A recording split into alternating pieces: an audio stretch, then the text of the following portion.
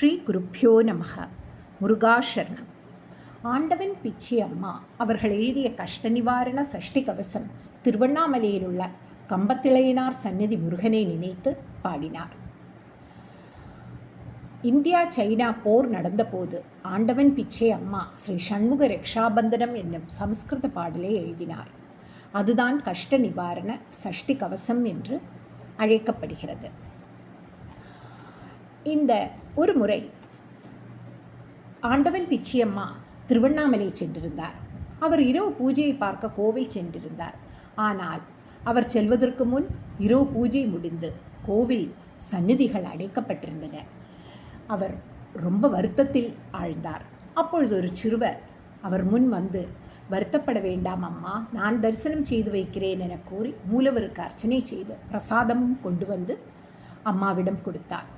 அப்போது ஆண்டவன் பிச்சையம்மா அந்த சிறுவனிடம், உன் பெயர் என்னப்பா, நீ எங்கிருக்கிறாய் என்று கேட்டார்.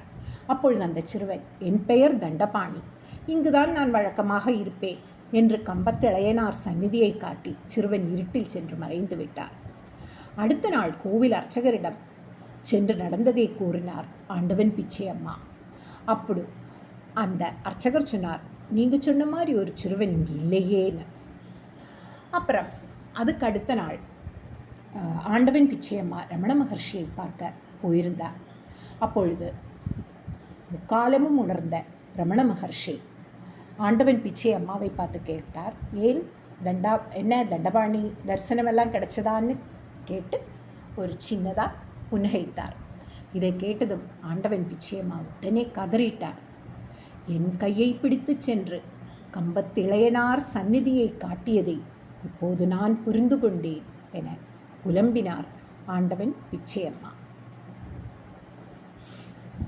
அவரோட அருளால் நமக்கு இந்த கஷ்ட நிவாரண சஷ்டி கவசம் இப்பொழுது கிடைத்திருக்கிறது.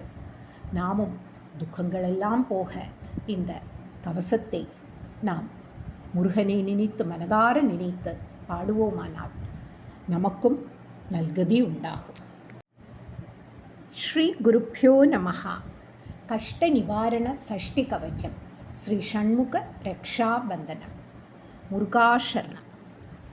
ஹரநேத்ரோத்பவ அக்னிஸ்வரூப அமித பராக்கிரம அதிகீர்த்தே ஹரி பிரம்மார்ச்சுத அமரேந்திரார்ச்சித அபார கருணாமய மூர்த்தே வரநாரத பிரிய வல்லி மனோகர வந்தித பீஷ்ட பல பூர்த்தே ஜெய ஜெய சூர குலாந்தக ஷண்முக சரவண பவ பரிபாலய மாம் த்விஷ்கர சோபித சர்வாயுதர தீன சம்ரக்ஷண திவ்யமதே दिव्यालङ्कृतमन्मथमोहितरूपलावण्यकुमारपते त्वमेव ममार्तिनिवारणबन्धु द्वादशनेत्रदयानिते जय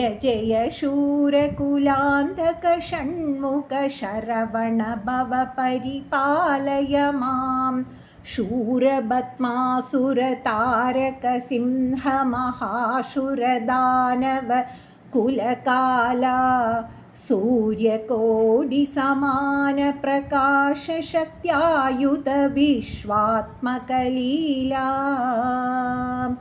धीरपराक्रमद्विषड्भुजशौरे दीनशरण्यसुगुणलीला जय जय शूरकुलान्तक षण्मुख शरवण भव परिपालय मां कुञ्जारशोदर कुञ्जरिनायक कुक्कुडध्वज कुङ्कुमगात्रा कुम्भोद्भवमुनिदेशिक विशाखकुलपर्वतनन्दिनि पुत्रा पञ्जानन प्रणवाक्षरबोधक परमकृपामय तविष्णेत्रा जय जय शूरकुलान्तक षण्मुख शरवण भव परिपालय माम्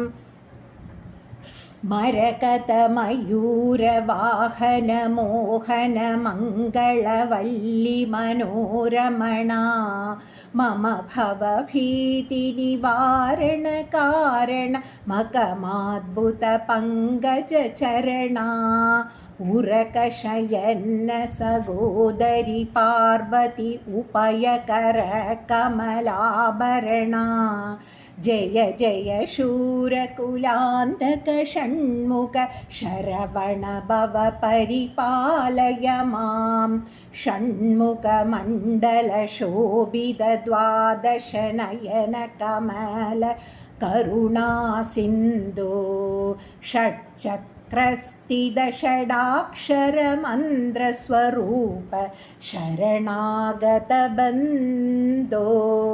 षण्मदस्थापितशङ्करगुरुकृत भुजङ्गस्तोत्रप्रियस्कन्दो जय जय शूरकुलान्तक षण्मुख शरवण भव परिपालय माम् षष्टिकुमारप्रभावप्रवाकं समस्तपापविनाशकरं षण्मुखचरणशरोरुगभक्तिं सर्वाभीष्टप्रदं सुहृतं कष्टनिवारणतारकमन्त्रं कैवल्यानन्दमोक्षप्रदं जय जय जगदोद्धारणमन्त्रं जननमरणनिवारणमन्त्रं जय जय जगदोद्धारणमन्त्रं जननमरणनिवारणमन्त्रं जय जय जगदोद्धारणमन्त्रं जननमरणनिवारणमन्त्रम्. മുരുകാശരണം.